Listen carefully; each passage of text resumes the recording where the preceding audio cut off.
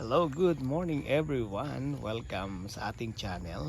Another morning, another day, another blessing para sa lahat. Ayan.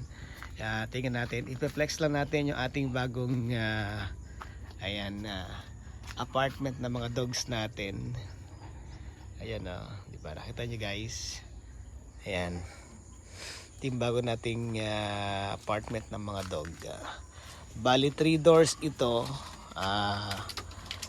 Pinagsama ko yung dalawang boy sa kabila. Ito naman si Benji kasi malaki siya kaya solo niya yung isang door, isang room. Ito naman si Sam, solo din niya dyan, wala din siyang kasama.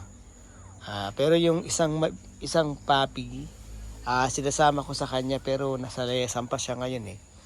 Ito isang baby namin, ayan.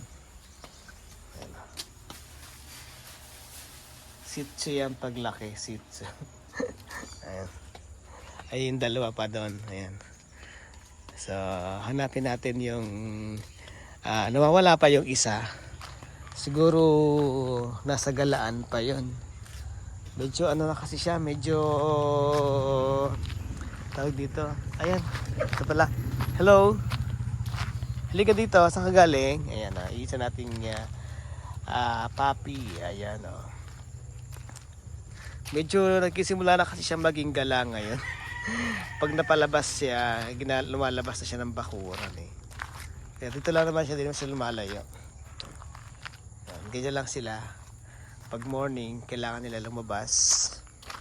At ito naman, ewan ko naisipan nito, ba't sa labas naman siya? Dito siya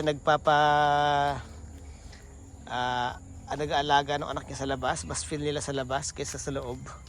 Ayan, anyway, ayan. Di ko napakita yung isang kulungan nila. Pero di nila ginagamit eh. Ito. Diyan isang kulungan pa rin nila yan. Pero hinugasan ko siya kahapon. Tapos ito. Whole day andyan sila. Tapos paggabi, pinapasok ko sila sa bahay.